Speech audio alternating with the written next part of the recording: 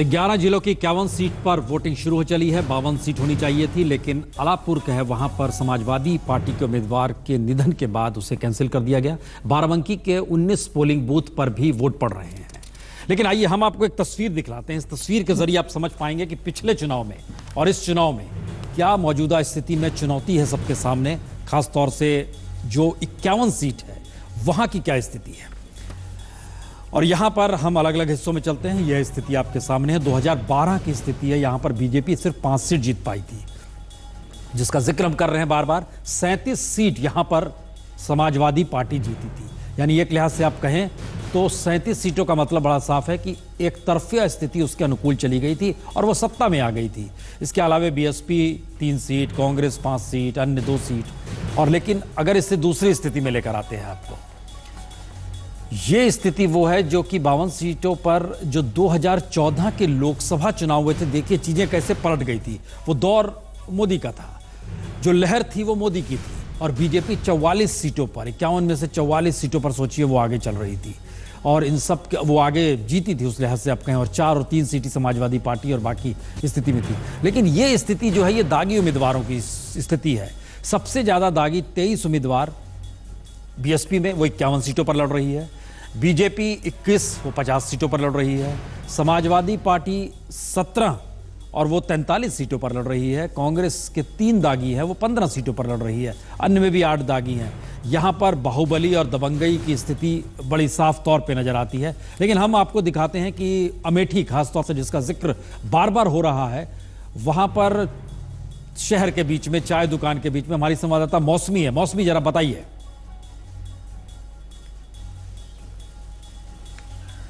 जी प्रसून जी, अभी हम इस समय सती माता के मंदिर में, ये यहाँ का पौराणिक मंदिर है और डॉक्टर संजय सिंह और अमिता सिंह यहाँ पे पूजा करने के लिए अंदर पहुँच चुके हैं। जाहिर तौर पे सुबह हमने अमेठी का मूड भांपने की कोशिश की। मौसमी, जरा सा रोक के वो मूड हम दिखाते हैं पहले। एक मिनट, हमको लगता है जब तक वो पहुंचे आपका वो मूड दिखाते हैं जहां सुबह सुबह आप मौजूद थी। दिखाइए भाई उस मूड को।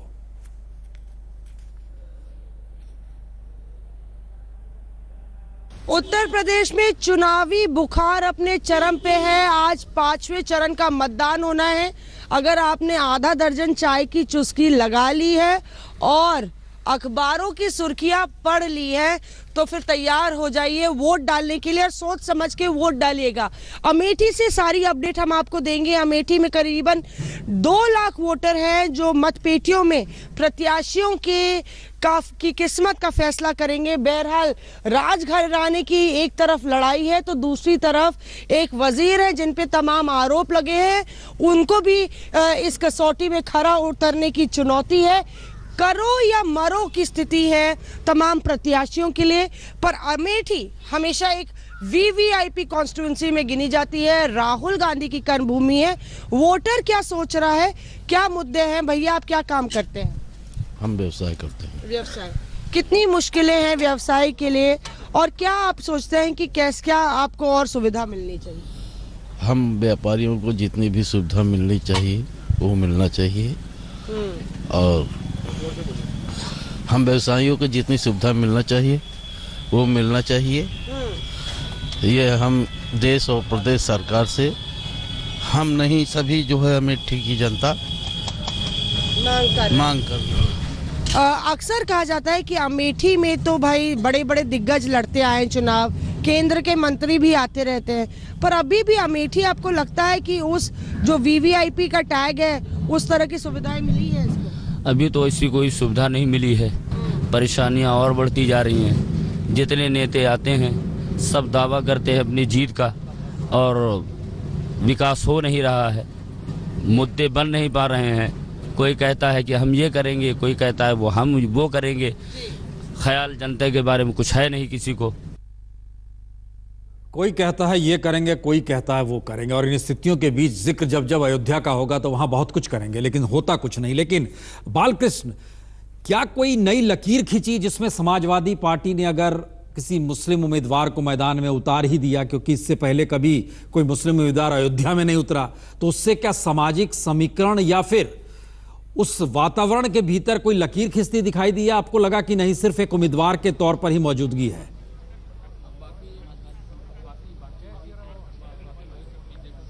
प्रसून, बीएसपी ने यहाँ पर मुस्लिम कैंडिडेट को उतारा है और ये खासी चर्चा की बात है। समाजवादी पार्टी से जो पवन पांडे हैं, जो कि काफी चर्चित नेता हैं और 5 बार अयोध्या जो सीट है वहां से 5 बार लल्लू सिंह चुनाव जीते थे और उसके बाद जब पिछली बार वो हार गए थे यहाँ से विधानसभा चुनाव, तो उसके काफी चर्चा हुई थी। पवन पांडे ने उनको हराया था। पवन पांडे जो है वो छात्र नेता थे उस वक्त, उनको कोई ज्यादा जानता नहीं था, लेकिन लल्लू सिंह 5 बार के विधायक उन्होंने हरा करके अयोध्या की सीट जब छीन ली थी तो काफी इस बात की चर्चा हुई थी। इस बार फिर से समाजवादी पार्टी ने पवन पांडे को ही, वो जो सिटिंग विधायक हैं, उन्हीं को उतारा है, जिनके लिए थोड़े दिनों पहले अखिलेश यादव ने 2 दिन पहले यहां पर चुनावी सभा भी की थी। लेकिन बीएसपी का जो उम्मीदवार है, मुस्लिम उम्मीदवार, वो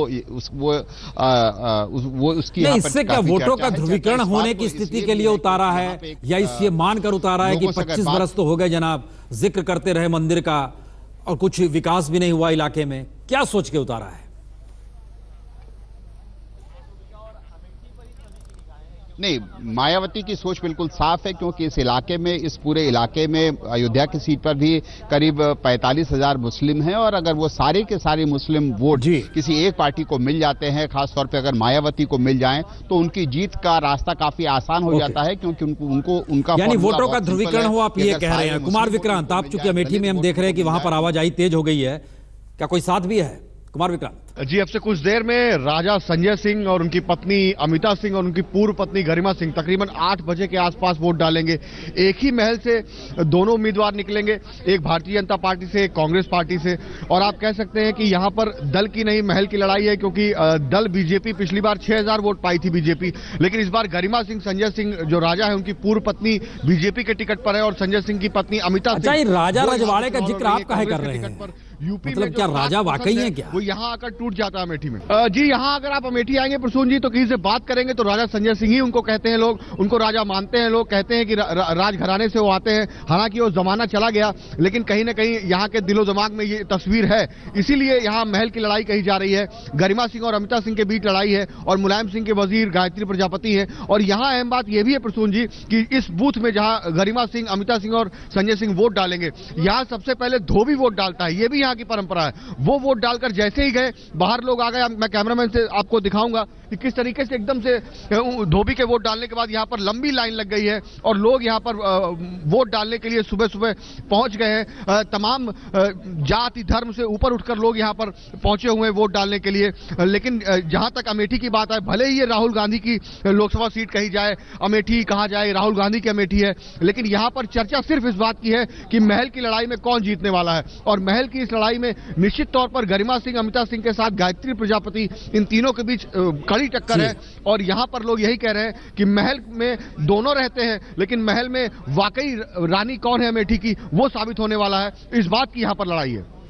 अच्छा, राजा रानी में आप लोकतंत्र को मत खींचिए, हमें लगता है अगली बार आए तो हम लोग लोकतंत्र के मिजाज में जनता का जिक्र करें। रीमा, कभी वरुण पहुंचे ही नहीं इस पूरे चुनाव में, सुल्तानपुर के सांसद होने के बावजूद भी अगर, तो लोगों के जहन में क्या उनके प्रति खटास है या उनको मौका नहीं दिया गया, इसको लेकर बीजेपी को लेकर कुछ सवाल है या सब कुछ सामान्य? देखिए, वरुण गांधी को लेकर चर्चा ये जरूर लोग कर रहे हैं कि वरुण गांधी इस पूरे चुनाव में, कम से कम विधानसभा के चुनाव में नहीं आए तो कोई बात नहीं, लेकिन 5 साल का जो एक मैंडेट दिया जाता है उसमें 2.5 साल से ऊपर हो गए और 2.5 साल में भी वरुण यहाँ पर मात्र 2 से 3 बार आए हैं और उसमें भी वरुण ने आकर यहाँ पर कोई घोषणाएं जो की थी पहले चुनाव में, वो उनको पूरा करने के लिए कुछ नहीं किया। तमाम जगह गंदगी का अंबार है, कानून व्यवस्था को लेकर बड़े बड़े दावे किए गए, लेकिन उसको लेकर यहाँ कुछ नहीं हुआ। तो लोगों के बीच चर्चा इस बात को लेकर जरूर आम है, लेकिन जाहिर है कि बीजेपी को लेकर जो बात वरुण गांधी से हम कनेक्टेड कर रहे हैं, वो चीज यहाँ पर देखने को बहुत कम दिख रही है, क्योंकि लगातार लोग ये भी जानते हैं कि वरुण गांधी का जो टेम्परामेंट है वो किस तरह का है और इसी वजह से तमाम जो खबरें लगातार आती रही, 2 बार जो उन्होंने रैलियों से हटकर प्राइवेट फंक्शन में जिस तरह से बात की है वो भी यहाँ पर चर्चा का विषय रहा। तो कहीं ना कहीं गांधी वर्सेस गांधी की जो बात बीजेपी पिछले चुनाव में उठाती रही, वो चीज यहाँ पर देखने को नहीं मिल रही है।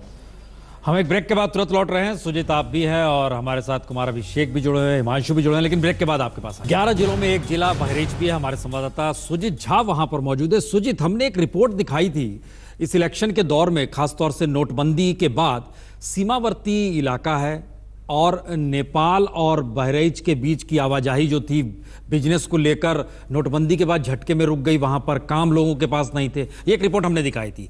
लोगों के बीच मुद्दा क्या है, क्योंकि ये पूरा इलाका मुस्लिम बहुल इलाका भी है, बहराइच का इलाका जो है, तो यहाँ इशू क्या है खास तौर पर?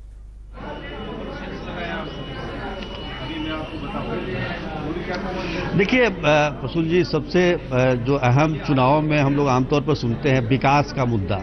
यहाँ भी लोग बात तो विकास की करते हैं, लेकिन ये जहाँ हम खड़े हैं वो इलाका पूरी तरह से बटा हुआ दिखेगा, क्योंकि 24 साल से एक ही परिवार का यहाँ कब्जा रहा है, खासतौर पर जो बहराइच का सदर सीट है।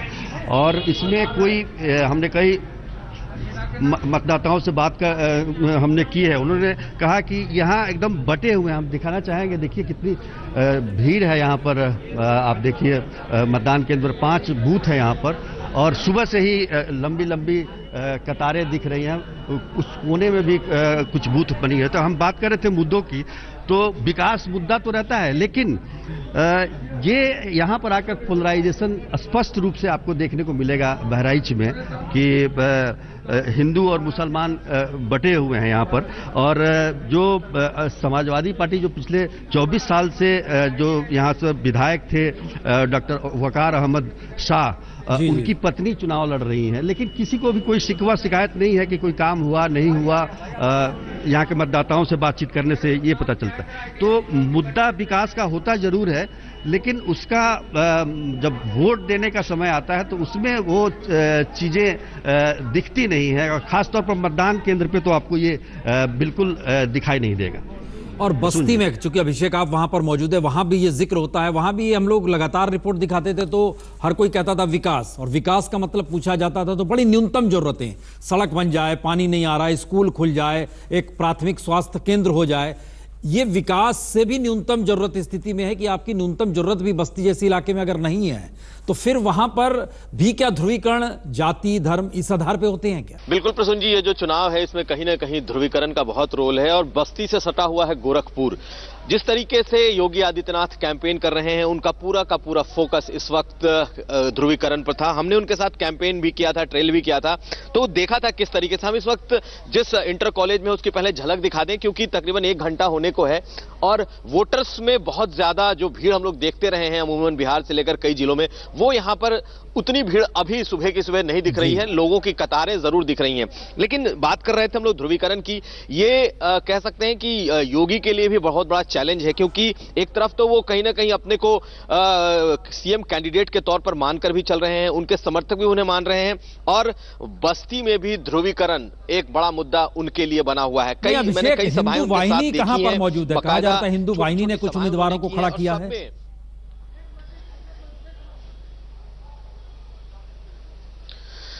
हिंदू वाहिनी के कुछ कार्यकर्ता जरूर कई जगहों से खड़ा हैं, बस्ती के भी एक आध सीट से वो खड़े हैं, लेकिन उनका कोई बहुत ज्यादा रोल नहीं, क्योंकि खुद योगी आदित्यनाथ अपनी सभाओं में उन्हें खारिज करते रहे हैं। योगी की तमाम सभाओं में मैंने हिंदू वाहिनी के भी झंडे देखे, जो कि बीजेपी के झंडे के साथ लगे हुए थे। लेकिन ये इलाका इसलिए महत्वपूर्ण है प्रसून जी, क्योंकि ये वो इलाका है जहां बीजेपी बहुत